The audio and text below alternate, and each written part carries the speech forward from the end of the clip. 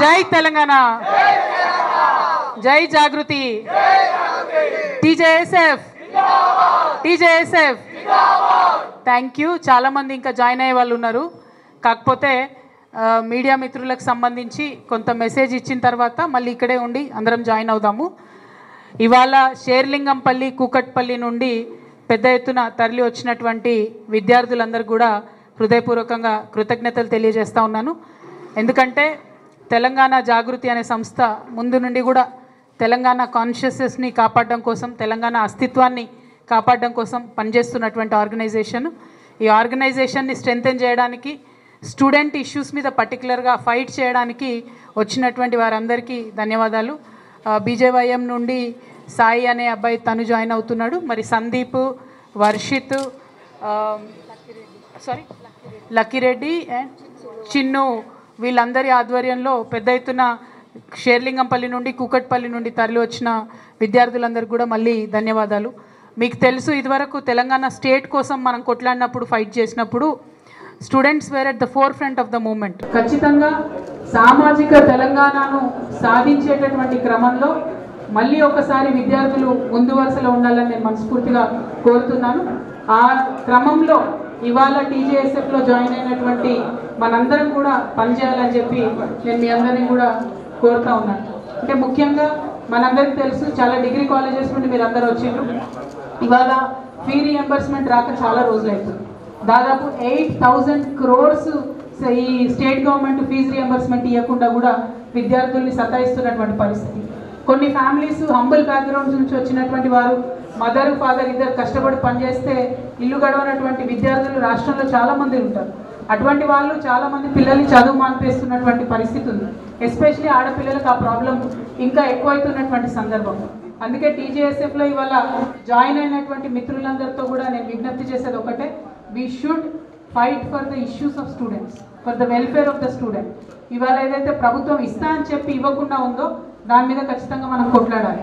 దానిలో ప్రధానంగా ఒకటి ఫీ రీఎంబర్స్మెంట్ అయితే, ఇంకొకటి రేవంత్ రెడ్డి గారు ప్రామిస్ చేసింది ఏంటంటే విద్యా భరోసా కార్డు ఇస్తాం మేము.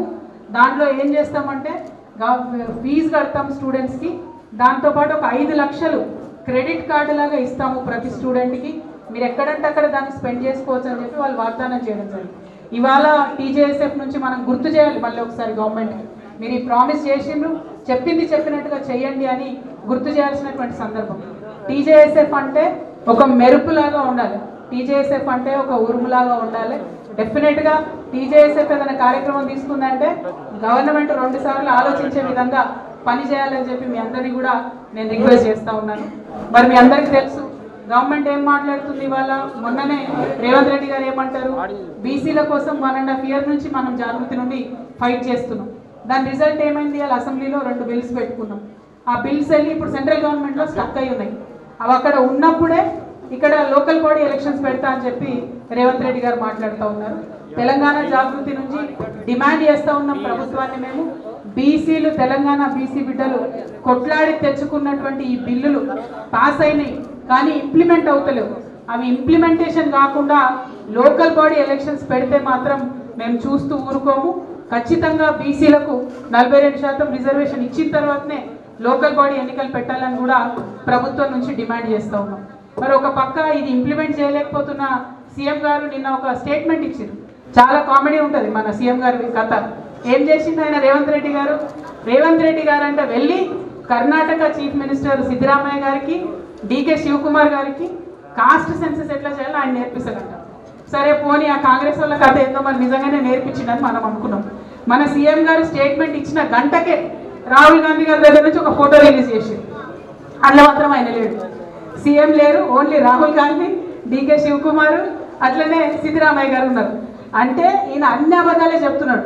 అక్కడికి పోయినా అని చెప్తుండు కానీ వాళ్ళ పార్టీ వాళ్ళే కామెడీ చేసి ఆయన లేనటువంటి ఫోటోని రిలీజ్ చేసింది.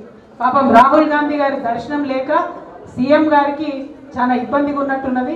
ఏది పడితే అది మాట్లాడుతున్నటువంటి పరిస్థితి మనం చూస్తున్నాం. కాబట్టి సీఎం గారిని మేము కోరేది ఒకటే, మీ దర్శనాలు ఆ సంగతి పక్కన పెట్టి పీపుల్ ఇష్యూస్ మీద మాత్రం మీరు ఇమీడియట్గా స్పందించండి. 8,000 rupees ఏదైతే ఫీ రీఎంబర్స్మెంట్ ఉందో అది 8,000 crores ఫీజు రీఎంబర్స్మెంట్ ఇమీడియట్గా రిలీజ్ చేయమని చెప్పి డిమాండ్ చేస్తున్నాం. ఇంకొక మాట, రేవంత్ రెడ్డి గారు మొన్న ఏదో బుక్ రిలీజ్ ఫంక్షన్ పోయింది. అక్కడ ఏం మాట్లాడుతున్నారు, మీరందరూ స్టూడెంట్సే, మీకు తెలుసు ఏం మాట్లాడుతున్నారు. నేను ఆర్ఎస్ఎస్ స్కూల్కి పోయినా, టీడీపీ కాలేజ్కి పోయినా, జాబ్ మాత్రం కాంగ్రెస్ దగ్గర చేస్తున్నా అని చెప్తున్నాడు ఆయన. కాకపోతే ఆ చేస్తున్న జాబ్లో కూడా కనీసం 36 మార్క్స్ కూడా వచ్చినట్టయితే నాకు అనిపిస్తలేదు. స్కూల్లో కూడా కాలేజ్లో కూడా పాస్ అయినట్టు అనిపిస్తలేదు. ఎందుకంటే ఆర్ఎస్ఎస్ స్కూల్లో ఏరి టీడీపీ కాలేజ్లోకి పోయి ఉద్యోగం కాంగ్రెస్లో వచ్చిందంటే అర్థం ఏంటి? ఎంత క్రెడిబిలిటీ లేనటువంటి వ్యక్తి అన్నది ఒకసారి ఆలోచన చేయాలి. ఇక అవన్నీ ఒకసారి పోన్లే అని పక్కన పెడితే, తెలంగాణ నుంచి కనీసం ఇప్పటికీ హాఫ్ సెంచరీ కొట్టిండ మన సీఎం సార్. దేనిలో హాఫ్ సెంచరీ కొట్టిందంటే ఢిల్లీకి ఫ్లైట్లో పోవడం. కనీసం తన మంత్రులను తను డిసైడ్ చేసుకోలేనటువంటి సీఎం గారు, మంత్రుల శాఖలను డిసైడ్ చేసుకున్నటువంటి సీఎం గారు, ఇంత బలహీనమైనటువంటి ముఖ్యమంత్రి ఉమ్మడి ఆంధ్రప్రదేశ్ చరిత్రలో ఎప్పుడు కూడా లేరు. ఆఖరి ముఖ్యమంత్రి కిరణ్ కుమార్ రెడ్డి గారు కూడా ఇంత బలహీనంగా లేకుండే. ఇవాళ 50 times ఢిల్లీకి పోతున్నారంటే, ఏ చిన్న నిర్ణయానికైనా ఆయన ఢిల్లీకి పోతున్నాడంటే తెలంగాణ ఆత్మగౌరవాన్ని ఢిల్లీలో తాకట్టు పెట్టినట్టుగానే మేము భావిస్తూ ఉన్నాం. ఈ వైఖరిని ఖండిస్తూ మరి తెలంగాణ రాష్ట్రం కోసం జరగాల్సినటువంటి నిర్ణయాలను తక్షణమే ముఖ్యమంత్రి గారు తీసుకోవాలని డిమాండ్ చేస్తూ, మరి ఇంత పెద్ద ఎత్తున వచ్చినటువంటి విద్యార్థి మిత్రులందరూ కూడా ధన్యవాదాలు. We should fight for Telangana's pride, we should fight for Telangana's identity.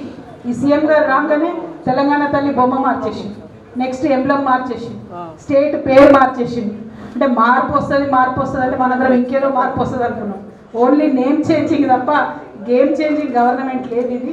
So ఇట్లా ఈ పేర్లు మార్చడాలు, తెలంగాణ తల్లిని మార్చడాలు ఇవి పక్కన పెట్టి విద్యార్థుల జీవితాలు మార్చే దిశగా ప్రభుత్వం పనిచేయాలని డిమాండ్ చేస్తూ ఉన్నాను. Thank you. జై తెలంగాణ, జై తెలంగాణ, జై జాగృతి.